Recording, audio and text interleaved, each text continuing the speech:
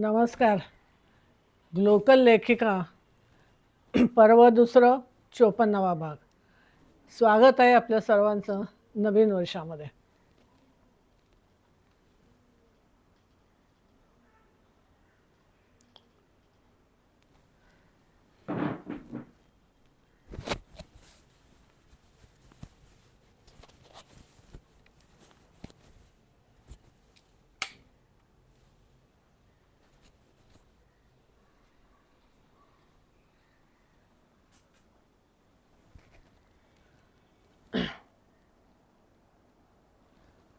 आमच्या एपिसोड्सचं मनापासून स्वागत करणाऱ्या वाचक, प्रेक्षक आणि श्रोते 2026 सालचं सहर्ष स्वागत करून एक महत्त्वाची जोड आम्ही एपिसोडमध्ये करत आहोत.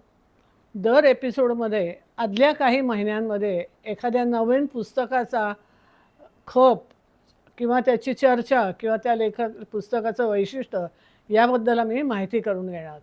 त्या महिन्यामध्ये मागच्या काही महिन्यांमध्ये कुठलं नवीन पुस्तक आलं, कुठलं वाचकांना आवडलं, सर्वाधिक कुठलं खपलं आणि तुम्ही वाचलंच पाहिजे असं काय आहे त्याच्यामध्ये याची माहिती देण्याचा मानस आहे. तुम्ही काही नवीन वाचलं असेल ते निवडीसाठी आम्हाला कळवा. आत्ता मला एक सुचलं की याच्यातूनच प्रेक्षकांनी किंवा वाचकांनी जे वाचलं आहे ते आम्हाला कळवावं आणि एखाद्या पुस्तकाचं वैशिष्ट्य कळवावं. 5-1 मिनिटाचा एक व्हिडिओ आम्हाला करून पाठवावा. मग आम्ही ठरवू की त्याच्यातलं कुठलं अधिक लोकांपर्यंत जायला पाहिजे. आमच्या चॅनलला सबस्क्राईब करा, लाईक करा, शेअर करा. हे नेहमीचंच सांगणं आहे, पण त्यामुळे लोकांपर्यंत अधिक जाईल. साहित्य संस्कृती लोकांपर्यंत पोहोचवण्याचं काम करणं हे तुमच्याच हातात आहे.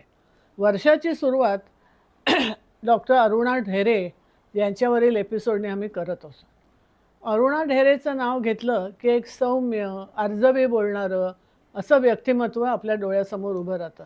एका प्रकांड पंडिताच्या छायेमध्ये असूनही स्वतंत्र प्रतिभा आणि प्रतिमा ठसवणारी ही साहित्यिका डॉक्टर अरुणा ढेरे हिने किती वेगवेगळ्या विषयांवरती लिहिलं आहे. अगदी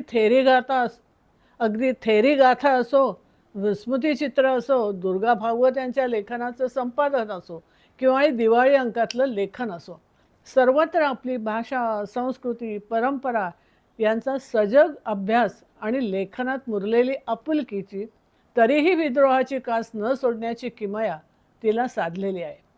घरी दिवस रात्र संशोधक वडिलांचा, डॉक्टर आची ढेरे यांचा आणि इतर साहित्यिकांचा गोताळा नेहमी जमलेला असे.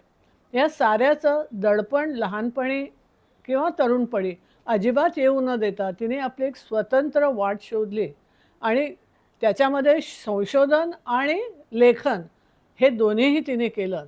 घरी साहित्यिक वैभव खूप होतं, पण आईवडिलांना संसारात लक्ष्मीबाईंची कमतरता मात्र जाणवत असे, पण ते त्याने कधी जाणवू दिलं नाही.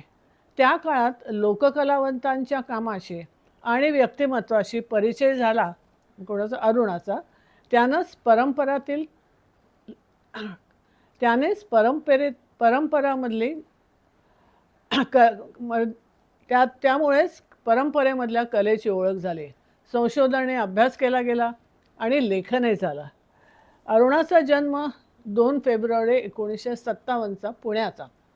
शालेय व महाविद्यालयीन शिक्षण पुण्यामध्ये नूतन मराठी विद्यालय, हुजूरपागा, गरवारे आणि सर परशुराम भाऊ महाविद्यालयामध्ये झालं. ती BAला मराठी विषयात पुणे विद्यापीठामध्ये सर्वप्रथम आली आणि सुवर्ण पदकासह 11 पारितोषिक तिला मिळाले. 1979 साली MA तिला मराठी विषयात पुण्याच्या विद्यापीठात स्वतंत्र येण्याचा मान मिळाला आणि इतर 13 पारितोषिकं तिने पटकावले. 1977 साली तिने भारतीय विद्या पदविका प्राप्त केली, तीही टिळक विद्यापीठात सर्वप्रथम येऊन आणि यशवंतराव चव्हाण पारितोषिक मिळवून. 1986 साली म्हणजे तिला काय काय पारितोषिके मिळाले हे मी सगळं सविस्तर सांगत बसले तर आपलं सगळं एपिसोडच जाईल त्याच्यात. 1986 साली पुणे विद्यापीठामध्ये डॉक्टर भालचंद्र फडके यांच्या मार्गदर्शनाखाली स्वातंत्र्योत्तर कथा कादंबऱ्यांचा आदिबंधात्मक अभ्यास G.A. कुलकर्णी आणि चिंत्रेम खानोलकर यांच्या विशेष संदर्भामध्ये तिने केला आणि या विषयात प्रबंध लेखन करून तिने विद्यावाचस्पती म्हणजे PhDची पदवी मिळवली. पुणे विद्यापीठाच्या शैक्षणिक माध्यम संशोधन केंद्रात अध्यापक आणि निर्माती म्हणूनही तिने काही काळ काम केलं. राज्य शिक्षणशास्त्र संस्थेमध्ये साहित्य विभाग प्रमुख आणि पसाय या मासिकाची संपादिका म्हणूनही काम केलं. त्यानंतर मात्र तिने आज पूर्ण वेळ लेखन आणि संशोधन कार्याला दिलेला आहे. 1983 साली माध्यम संशोधन केंद्रातर्फे तिने जपानला अभ्यास दौरा केला होता. तर 1986 साली अमेरिकेमध्ये 3 महिन्याचा कम्युनिकेशन स्टडीजचा अभ्यासक्रम तिने पूर्ण केला. साधारणतः परंपरा नाकारणाऱ्यांना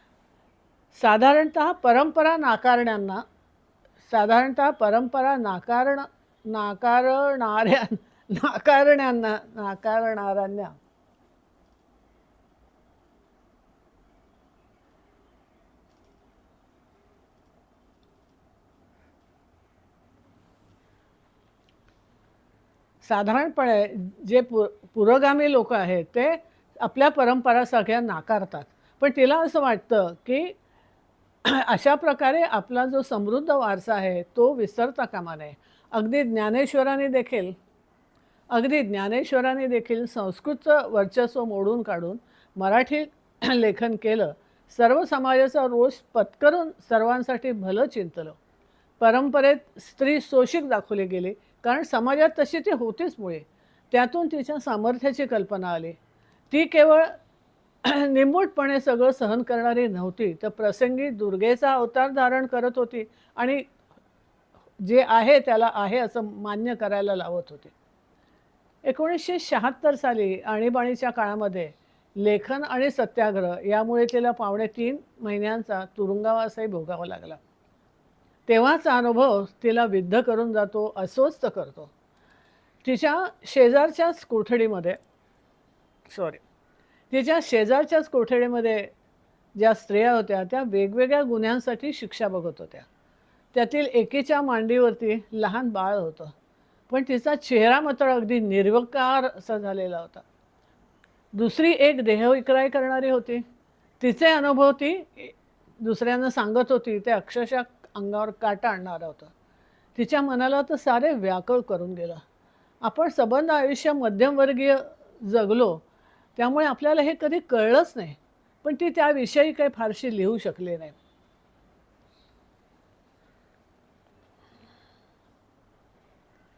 महाराष्ट्र शासनाचे तसेच विविध मान्यवर संस्थांचे अनेक पुरस्कार डॉक्टर अरुणाला मिळालेले आहेत.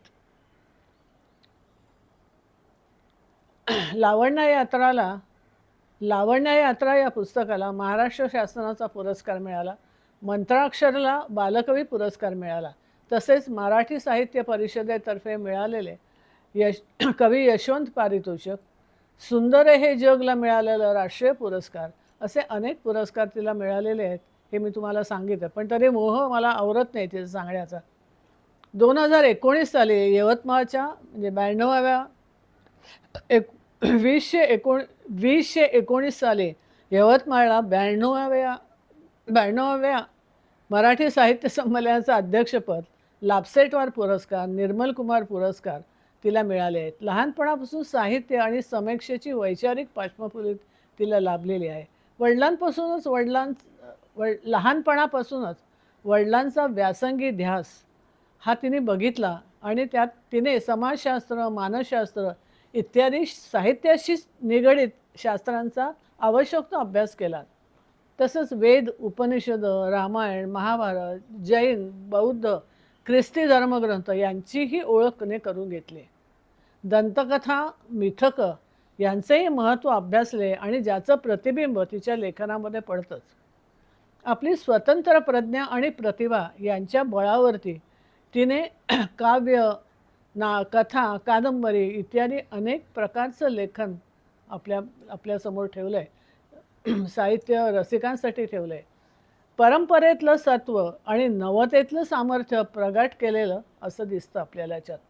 तिचा मूळ पिंड कवित्रीचा असला तर कवितेबरोबरच कथा, कादंबरी, ललित लेख, अनुवाद, समीक्षा, लोकसाहित्यविषयक, सामाजिक लोकसाहित्यविषयक, सामाजिक इतिहासपर, किशोरांसाठी, कुमारांसाठी लेखन असं सर्व वाङ्मय प्रकार तिने हाताळले आहेत.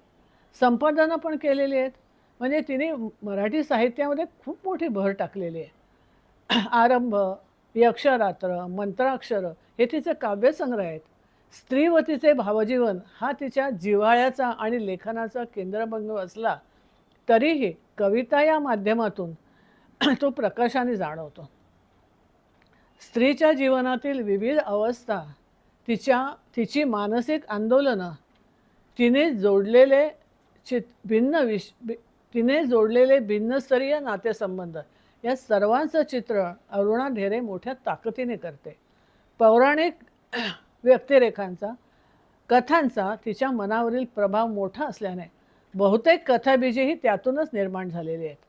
भगव्या वाटा, कृष्णकिनारा, नागमंडल, अज्ञात झऱ्यावर रात्री इत्यादी कथांमधून मानवी जीवनातील विविध नातेसंबंध, त्यातील ताणतणाव दिसून येतात. रूपोत्सव, मनातलं आभाळ, लावण्य यात्रा, काळोख आणि पाणी यांसारख्या ललित लेखसंग्रहातून तर वेगळी माती, वेगळा वास, माणूस आणि माती यातून माणूस आणि निसर्ग यांचं हृदय चित्रण किंवा याचं एक हृदय नातं तिने टिपलेलं आहे. तिच्या लेखनात माणूस आणि त्यातूनही स्त्रीबद्दलची जी आस्था आहे, तिच्या जिण्याबद्दलची जी आस्था आहे ती अगदी भावपूर्ण रीतीने निथळत असते. तिच्या सीतेची गोष्ट आणि निवडक कथा या नावाने वंदना बोकील कुलकर्णी हिने संपादन केलेलं आहे. या पुस्तकाची अर्पण पत्रिकाच बघा किती वेगळी आहे. ती थोडी लिरिकल आहे, थोडी काव्यात्मक आहे तरी किती आपल्याला थोड्याशा थोडक्यात सांगू शकते. मुठीत धरू जाताना पुष्कळ काही निसटतं, पण हाती आलं त्यातून काही बाही चमकत राहतं. साहित्य क्षेत्रात येणाऱ्या सर्व बऱ्या वाईट अनुभवाला तिने अर्पण केलेली पत्रिका आहे. तिच्या या निवडक कथांमध्ये पुराणातील, महाकाव्यातील, समाजातील अनेक स्तरातील स्त्रिया वावरताना दिसतात. त्या पात्रांचं पुनर्निर्माण करण्यात लेखिका वाकबगार आहे. अनेक अक्क महादेवी असो की मेनका असो वा राजीबाईसारखी देवदासी वा सीता, द्रौपदी, कुंती असो, त्यांचं अलौकिकत्व दूर सारून तिने त्यांना मानवीय चित्रण करून त्यांचं मानवीय चित्रण करून आजच्या काळाला साजेसं चित्रण आणि तर्क ती देते. लोकश्रुती, मिथक दूर सारून जे चित्र लेखिका रेखाटते त्याला एक गहिरा अर्थ प्राप्त होतो. स्त्री केंद्री लेखनाचा पट उलगडताना लेखिका म्हणते, स्त्री प्रमुख असली तरी तिचं जगणं, तिचं दुःख यात मी नव्या जुन्या स्त्रीचं जगणं शोधत असते. आपल्या संस्कृतीच्या विशाल पटामध्ये त्या माणूस म्हणून जगू पाहत होत्या हेही कळतं. बाई पण पुरुषप्रधान समाजाने नाकारलं, ती दबली पण हरली नाही. या कथा म्हणजेच आपलं कालभानाशी आणि स्थळभानाशी जोडले गेलेलं नातं होतं. माणूस म्हणून, बाई म्हणून त्या काळाच्या हातून आपण काही स्वीकारतो, काही नाकारतो. या कथा म्हणजेच त्या स्वीकाराच्या, नकाराच्या, शोषणाच्या, गिळण्याच्या नोंदी आहेत. अरुणा ढेरेच्या लेखनामध्ये साहित्य विश्वातील अनेक संदर्भ येतात. साहित्य वर्तुळातील अनेक भल्या बुऱ्या गोष्टींचा उहापोहही येतो. लेखक, प्रकाशक, विक्रेते, प्राध्यापक, विद्यार्थी, लेखनाला प्रवृत्त करणारे, पुरस्कारासाठी तळमळणारे, नाना प्रकारे ते मिळवण्याचा अट्टहास करणारे हे सगळे आपल्याला दिसतात. बंडखोर लेखिका, रहस्य कथाकार यांचं विश्व असे अनेक पेढी जग आपल्यासमोर उलगडतं. लेखिकेने या विश्वात जे पाहिलं, अनुभवलं त्याचं प्रतिबिंब तिच्या लेखनात पडलेलं दिसतं. कृष्ण किनारा कथासंग्रहाला लिहिलेल्या मनोगतात ती म्हणते की आपल्या प्राचीन साहित्याच्या अद्भुत जगामध्ये शोध घेताना, आपल्या प्राचीन साहित्याच्या अद्भुत जगात शोध घेताना अंधाऱ्या तळघरात अंधाऱ्या तळघरात मरून पडलेल्या पुष्कळ बायका मला दिसतात. कुणाच्या गळ्यात देवत्वाचं नख लागलेलं, कुणी पातिव्रत्याचं विष प्यालेलं, काही झगडत होत्या, कुणी निरागसतेचा कलंक लागून गेलेली असते, तर कुणी समाज पुरुषाच्या कठोर मिठीमध्ये घुसमटून गेलेली असते. हे इतके सगळे भयंकर प्रकार तिने लिहिलेले आहेत. तिच्या सीतेची गोष्ट आणि इतर निवडक कथामध्ये तिने महाकाव्यातल्या वा जुन्या अभिजात समजल्या जाणाऱ्या अभिज्ञान शाकुंतलम नाटकातून आपल्या समोर आलेल्या नायिकांचं एक वेगळंच चित्रण उभं केलं आहे. आणि शकुंतलेचा दुष्यंताकडून दरबारात झालेल्या अपमानानंतर तिची आई मेनका तिला आपल्याबरोबर स्वर्गामध्ये घेऊन जाते, आपल्या महाली घेऊन जाते. तिच्या त्या वैभवशाली महालात शकुंतलाचं मन मुळीच रमत नाही. आईचा मायेचा पदर सोडून तिला आश्रमीय जीवनाची, आपल्या ऋषी असलेल्या विश्वामित्रांची, खास म्हणजे पोषणकर्त्या कण्व मुनींची आठवण येत असते. इथे राहून, मेनकेच्या बरोबर राहून देवांची शय्या सजवण्यापेक्षा रानावनात आपले मूल वाढवण्यात तिला रस असतो. ती तिथून निघून जाते. हा तिचा कणा वेगळा वाटला तर नवल नाही.